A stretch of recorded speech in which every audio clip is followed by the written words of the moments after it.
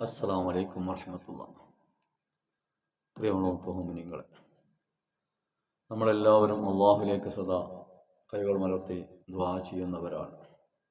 ദുആക്ക് എന്താണ് നമുക്ക് ഉത്തരം കിട്ടാത്തതെന്നതിന് ഒരു ഉത്തരവും നമുക്കില്ല. പക്ഷേ നമ്മളിൽ തന്നെ അതിൻ്റെ ഉത്തരം കിടക്കുന്നുണ്ട്. ഒന്നാമതായി നമ്മൾ ഹലാലായ ഭക്ഷണം കഴിക്കാൻ പ്രയത്നിക്കുക.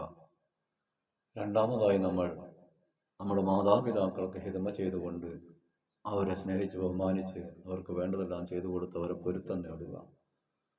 മൂന്നാമതായി നമ്മൾ വേണ്ടത് നാവിനെ സൂക്ഷിക്കുക, സത്യമല്ലാതെ മറ്റൊന്നും പറയാതിരിക്കുക, ശരീരത്തിൻ്റെ അവയവങ്ങളെ മൊത്തം സൂക്ഷിക്കുക. നാലാമതായി നമ്മൾ സദക്കയും ദാനധർമ്മങ്ങളും സൽക്കർമ്മങ്ങളും ചെയ്യുക.